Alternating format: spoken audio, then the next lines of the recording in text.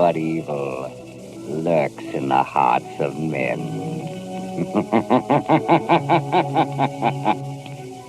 The shadow knows.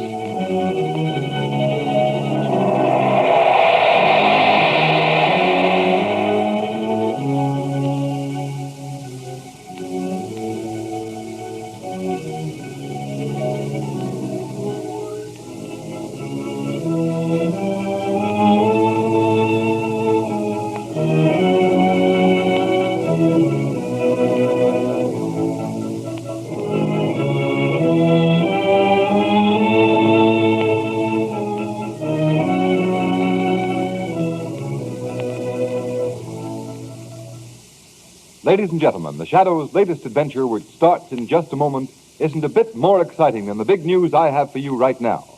It's all about a new kind of tire that's making motoring history. Yes, you guessed it. It's the new Goodrich Safety Silvertown with the Lifesaver tread.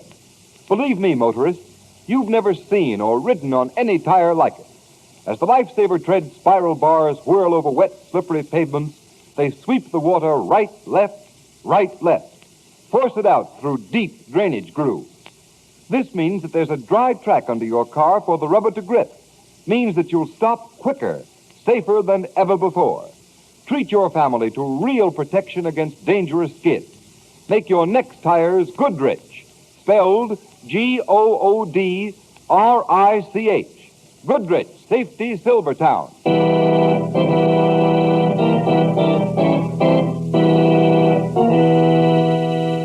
The Shadow, Lamont Cranston, a man of wealth, a student of science, and a master of other people's minds, devotes his life to righting wrongs, protecting the innocent, and punishing the guilty. Using advanced methods that may ultimately become available to all law enforcement agencies, Cranston is known to the underworld as the Shadow. Never seen, only heard. As haunting to superstitious minds as a ghost. As inevitable as a guilty conscience. The Shadow's true identity is known only to his constant friend and aide, Margo Lane. Today's story, Murders in Wax.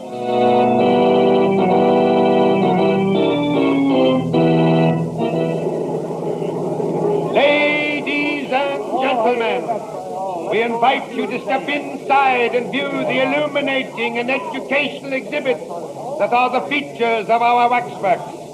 See Bluebeard actually slaying his 8 wives. See Custer's last stand.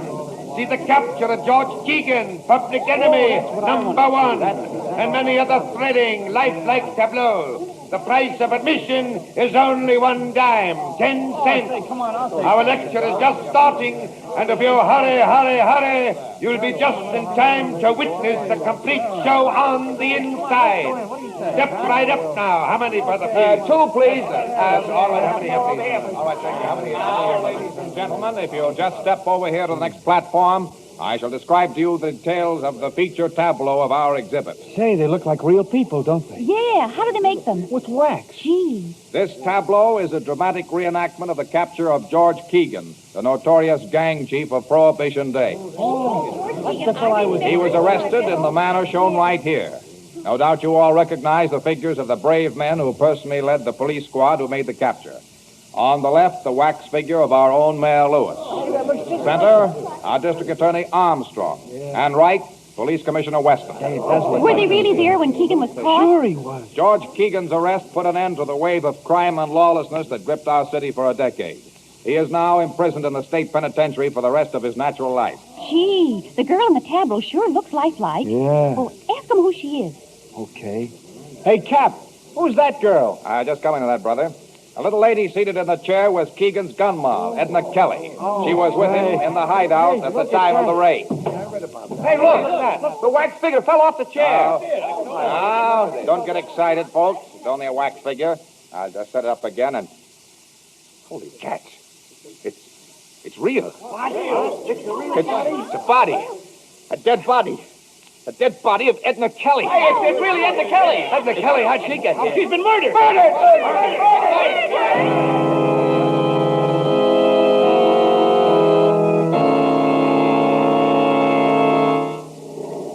Extreme!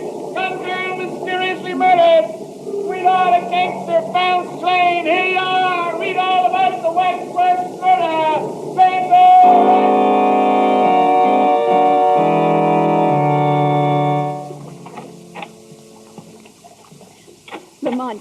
row beautifully, but if you don't pull a trifle harder on that right oar, we'll hit that rock. Sorry, there we are. A little rusty on navigation, Margo. This is my first rowboat venture in the park this spring. I'm really enjoying it. I need a little fresh air and sunshine after that experience at the waxworks yesterday. That was pretty terrible. How'd you ever happen to go to that place, Margo? Oh, well, I was showing the town to my cousin Jane from upstate. We passed the Waxworks Museum, and she insisted on going in. She'd never seen a chamber of horrors. And she saw more horror than she bargained for. Yes, and so did I. I'll never forget it. Just what was that wax tableau like? It was set in a replica of a furnished room in the house where Keegan was captured. Yes? The figures of Mayor Lewis, District Attorney Armstrong, and Police Commissioner Weston were grouped about Keegan and Edna Kelly. Didn't anyone notice the figure of the Kelly girl was actually she until it fell from the chair? No. The wax figures were so lifelike that no one suspected. I see. Shall I row with the island? Oh, that'd be nice. Lamont, whom do you think killed Edna Kelly? Well, she was a gunman's girl. They're always the obvious suspects, her lovers, enemies, or even members of his gang who might be more comfortable with her out of the way, but somehow I don't think it was either of these. Why, Lamont? Doesn't it strike you that the substitution of the girl's body to the waxwork in such a spectacular fashion may have some deeper significance than a mere bizarre effect? Oh, what do you mean? It must have been the girl's connection with the other people represented in that group that motivated the murderer in bringing her body there. I don't quite understand. My deductions are correct. The taking of Edna Kelly's life is only the first of a series of vengeful murders. But, Lamont, if that's true, isn't there anything you can do to forestall her? Perhaps. If I only knew a little more. If I only knew where the killer plans to strike next. Surely the Shadow can find that out. With your help, Margo, perhaps he can. A fine bunch of detectives I've got in this department. You call yourselves a homicide squad? That's a laugh. But, Commissioner Weston, we've combed this city. Hogan, have you checked on the story of the museum proprietor? Commissioner, you talked to him yourself. Have you verified his statements? Yes, Chief, they're solid. The murderer entered the Waxworks Museum by a back door. It was found jimmied. After he put Edna Kelly's body in a tableau, he took the wax image of her outside and buried it under some trash in the alley. Did you go over the image for fingerprints, Cardona? Yeah, but we couldn't find anything. Tell him about the face. Oh, yeah, Commissioner. A funny thing, the face of the wax dummy had been slashed with a knife across the left cheek. Why didn't you tell me that before? You know what that means as well as I do. That's right. That's the mark of a squealer. Yeah, but it couldn't have been any mob stuff. The probation report shows that Edna Kelly's been going straight ever since Keegan was sent away. If you ask me, I think it was a lunatic that done it. Yeah. No sane guy had set a dead girl's body up for exhibition in that waxworks joint. No, it looks to me like one of them love things. Some guy carrying a torch for Kelly. And You're both wrong. It was no lunatic that committed that murder. And Edna Kelly hasn't gone out with anyone since Keegan started his stretch. Then what, Chief? Edna Kelly was murdered for vengeance by someone who wanted to settle a score with her lover, George Keegan. Keegan can't be reached in the big house, so they take it out on the girl. And what about the mark of the squealer on the face of the wax figure? That ties right in. That was the murderer's way of telling Keegan what he thought of him. Keegan has saved his neck by squealing on a dozen guys. Say, that's right. Of course it's right.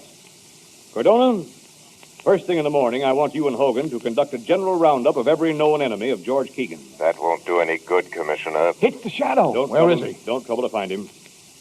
Why are you here, Shadow? To aid you in capturing the murderer of Edna Kelly. What do you know about the case? I know that you shouldn't be wasting your men's time rounding up possible suspects while the real assassin is left free to strike his next blow. Now, see here, Shadow. Don't tell me how to run my department. Hold on, Weston. I have every reason to suspect that the placing of the Kelly girl's body in the wax tableau was intended as a warning of other deaths to follow. Other deaths? You think there's going to be more killings? Be quiet, Hogan. Tell me what you mean, Shadow. I mean that the other people represented in that wax tableau are in danger of being killed, too. And they're the mayor, the district attorney, and you yourself, Commissioner Weston. That sounds preposterous. Not at all. My advice is that you act quickly. One of you may be at this moment in imminent peril. Oh, come, Shadow. What possible motive could the murderer of the girl have for wishing to kill us as well? I think that you're... Excuse me. Hello? Mrs. Armstrong, the district attorney's wife, wants to talk to you. Now put her on. Hello? Hello? Yes, Mrs. Armstrong. This is Commissioner Weston. Oh, Commissioner, I'm dreadfully worried about John. What's wrong? Well, shortly after dinner, he went out. Said he might take a walk. Several hours passed and didn't return. I must have fallen asleep. And when I woke up a few minutes ago, he still hadn't come back. Oh, this isn't like John, Commissioner. What time is it now? It's after 2 a.m. Well, now, don't be alarmed, Mrs. Armstrong. He's probably detained somewhere on business. I'll try to locate him for you and call you back. Oh, thank you. District Attorney has disappeared. Disappeared? Say, Well, Commissioner Weston? You think, Shadow, that... Yes, Commissioner. I fear that the killer has struck again. Can't be. If I were you, I would go to the Waxworks Museum. At once. You may arrive in time to stop this murderer from completing his monstrous work.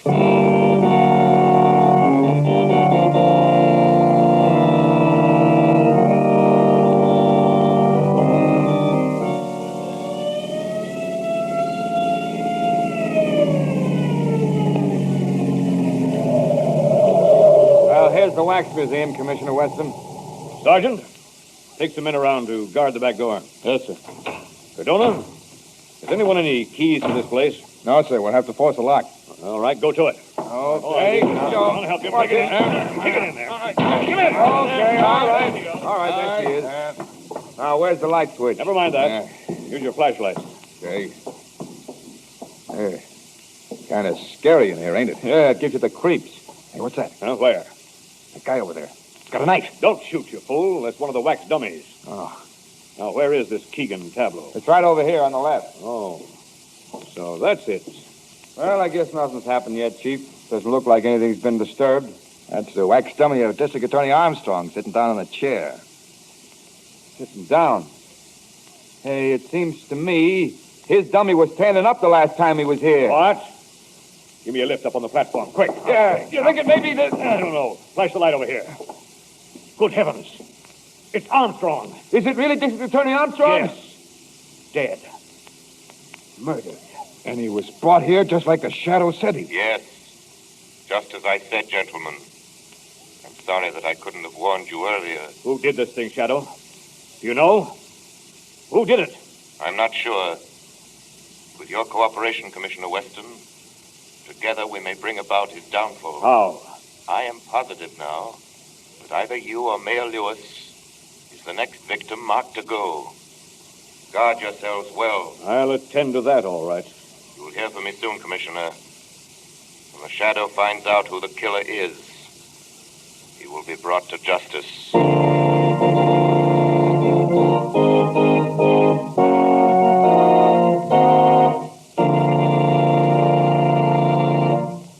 Ladies and gentlemen, let's leave the Shadow's exciting adventure for a moment. As you know, this mysterious figure time and again tempts fate. But do you realize that unless the tires on your car give you real skid protection, you are tempting fate every time you drive on wet roads? Will you win or lose? Nobody knows. The Shadow knows. Thousands are killed or injured every year when cars slide, swerve, spin across wet, glistening roads. But why gamble with fate, motorists, when the new Goodrich Silvertown with its lifesaver tread offers you such marvelous skid protection? This new kind of tire takes care of the skid problem as it's never been taken care of before. Here's the evidence. From the largest independent testing laboratory in America, the famous Pittsburgh Testing Laboratory.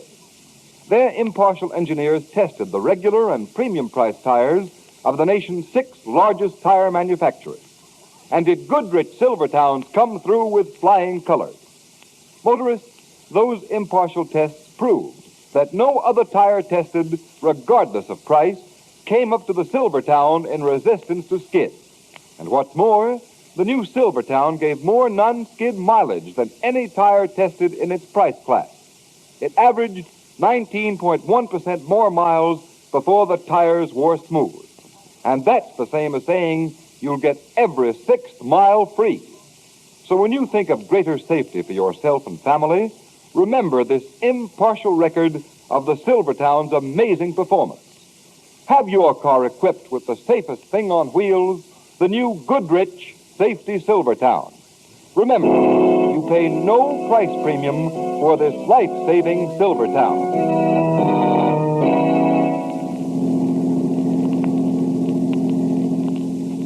I think it's quite evident now, Margo, even to Commissioner Weston, that the killers aimed to do away with everyone concerned in that tableau. Then, Lamont, you mean the mayor, the commissioner, and Keegan? They're the only ones left. Exactly. Let me see. I should take a right turn here. Lamont, do you believe these murders are the work of a madman? Not at all.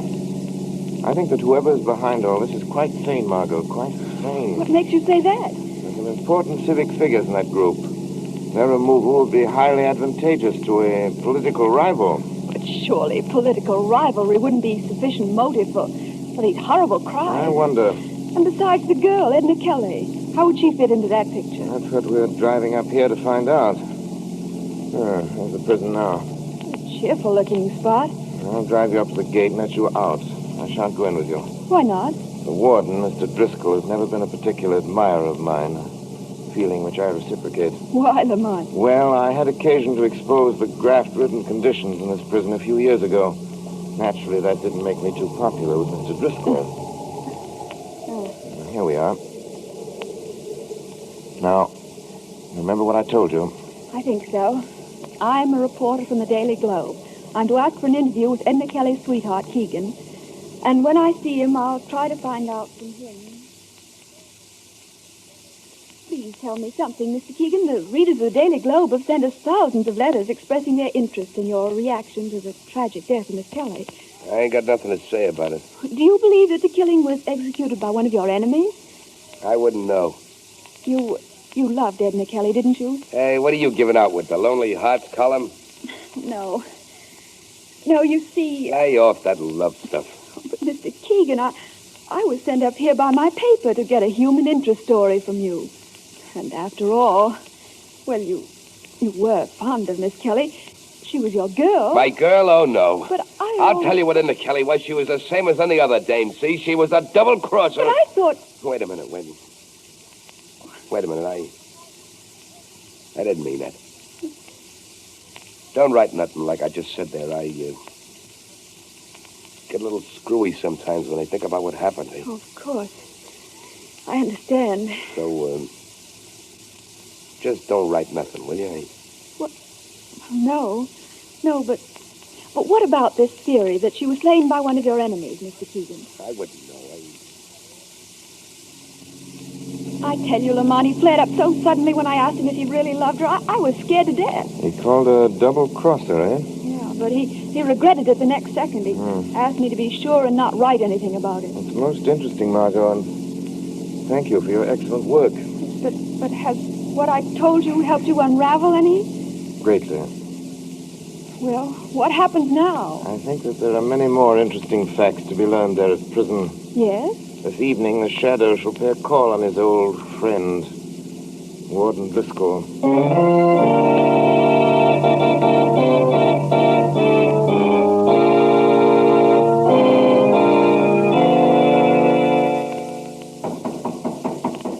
Come in. Can I see you for a minute, Warden? What's the trouble, Carrie? Well, it's about Keegan. Well, what about him? Well, I put him in solitary like you told me. Yes. That was this morning I done that. Hey, Carrie, what are you trying to tell me?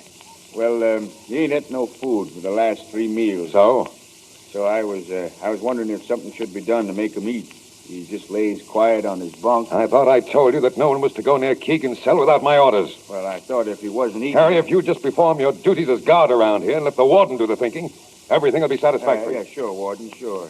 And leave Keegan alone. Yes, sir. I'm sorry. Good night, Warden. Close that door after you. Yes, sir. Fools. Hello? Yes? Oh, yes, Mac. Oh, did he get away all right? Good. Yeah? Uh-huh. Well, get him back here before daylight, no matter what happens. Yeah, okay. Tell him I hope he does a good job. Huh? Yeah. Yeah. Oh, goodbye. You seem to be quite amused, Warden Driscoll. Huh? Hey, what? Who's that? Won't you share your little joke with me? Carrie, are you outside that door? Is that you talking? Carrie, if this is your idea of something funny... This is not Carrie. Well, who are you? I am the Shadow. The Shadow? Yes, Warden. Well, why are you here? What do you want with me? I came in when Carrie left. I overheard your phone conversation, Driscoll. It was very interesting. Really? Yes. I'm more than curious to know who you were talking about. Now, listen, Shadow. What business have you... It wouldn't have been George Keegan. Oh, now, see here. I have had enough of this. Wait. I wouldn't advise you to leave until we've finished our conversation. Well, what are you after, Shadow? I am seeking the murderer of Edna Kelly and District Attorney Armstrong. Well, why look here? Because this is where he is to be found. Who do you mean? George Keegan. Keegan? Oh, that's preposterous. How could a man in prison for the rest of his life suddenly commit 2 murders in a city 50 miles away? Very simple, Warden. You just go there. Are you inferring that Keegan has escaped? Oh, no, nothing as crude as that. But if he were allowed to, shall we say, take a leave of absence for a night. Keegan has never left these buildings. Where is he now? In his cell. Oh, no, he isn't. I investigated before I came here. And his cell is empty. Oh, yes. Yes, that's right. I forgot. He's in solitary confinement. You mean his cot is stuffed with pillows to make it appear as if he were in solitary confinement? Ah, that's not true. I'll tell you where George Keegan is. He's on his way to the city right now to add another link to his chain of cold-blooded murders. He's gone there with your full knowledge and consent. No. It would be a great political advantage for you to have the District Attorney Armstrong, the Mayor Lewis, and Commissioner Weston out of the way. Wouldn't it, Warden? Oh, you don't know what you're talking about. It's an easy thing to prey upon the susceptible jealousies of a man like Keegan until you've goaded him into carrying out your evil wishes. You can never prove what you're saying. I haven't time to right now, Warden. The lives of the mayor and the commissioner are at stake unless I'm able to stop Keegan. I shall present more than enough proof necessary to implicate you to the district attorney's office in the morning. So you'd better think hard and fast, Warden Driscoll.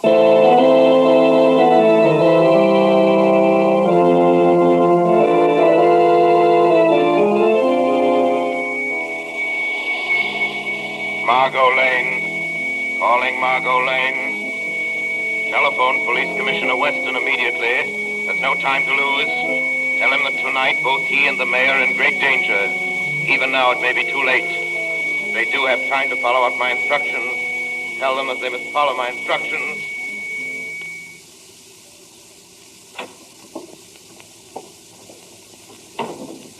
All right, Mr. Mayor. Stay sitting at that desk and keep your back to me. I got a gun here. Don't turn around. Just listen. I'm George Keegan. Remember me? You was one of the heroes that made the pinch when I was picked up. You must remember. Why, they even got a little statue of you and me down at the Wax Museum. Now do you know? You'd better know, Mr. Mayor, because I'm sending you down personally to take that statue's place. Well, why don't you say something? Are you scared to talk? Where's all that fancy gab that you hand out at banquets and meetings? Come on, speak up. Come on, what's the matter with you? Speak up, will you? All right, then you get yours just the same.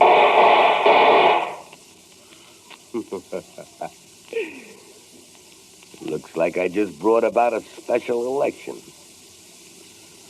Now, Mr. Mayor, I'll just take this corpse of yours down to the museum and then...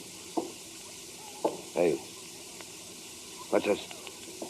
This ain't nobody. The dummy you plant. What? You've gotten your targets mixed, haven't you, Keegan? Who's that? Aren't you surprised to find yourself shooting at a wax dummy? Come on out in the open. Who are you? I'm right here with you. I am your shadow. Come on, can that phony talk? What are you, a copper? No, just your personal nemesis, Keegan. Now I'd advise you to drop that gun. Not a chance. Close in on him, Commissioner Weston. Come on, men. Up with your hands, Keegan. Let go of me. Let go of me, Take you... that gun away from him. Here you are, Chief. This is your waxworks murderer, Commissioner. Thank you, Shadow. You guys ain't got nothing on me. How did you get out of jail, I Keegan? flew out the window. With the help of Warden Driscoll. Is this true? Did Driscoll aid you in these crimes? Driscoll wasn't in. Who's that? Ah, I see you caught him. Good work, Commissioner. Hello, Warden Driscoll. What brings you here? This man, Keegan, escaped from my prison tonight. And I learned that his purpose in leaving was to make good a threat he'd made on the life of our mayor. Hey, what is this baloney you're throwing out, Warden? Quiet, you. I've just learned that this isn't the first time he's got out either. A very good story, Warden. Only I think that George Keegan could tell us a different one. Shadow, you here? Yes. And I sort of expected you'd come too, Warden. What's this all about, Shadow? Perhaps Keegan can explain that to you, Commissioner. How about that? Listen, I ain't no squealer, see? But that Warden ain't telling the truth, not one bit. That's all I gotta say. Hey, Commissioner, what is this all about? Am I being placed under suspicion here in the testimony of a shadow? Just a minute, Warden. What are you holding back, Keegan? I can answer that for you, Commissioner Weston.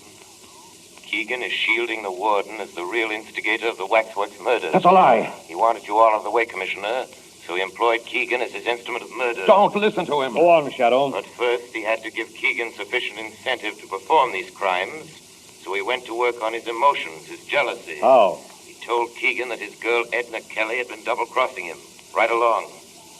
Keegan, this was a lie. Huh?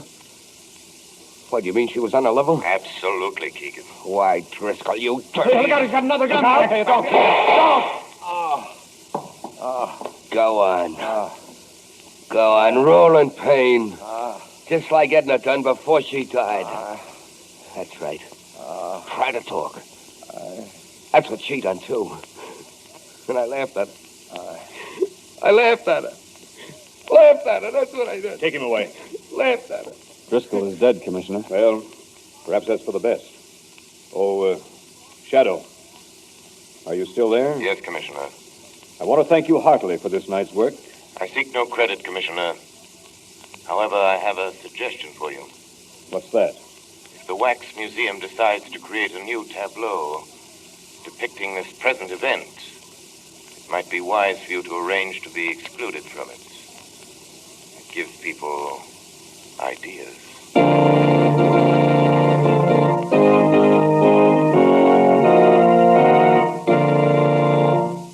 You have been listening to a dramatized version of one of the many copyrighted stories which appear in the Shadow magazine.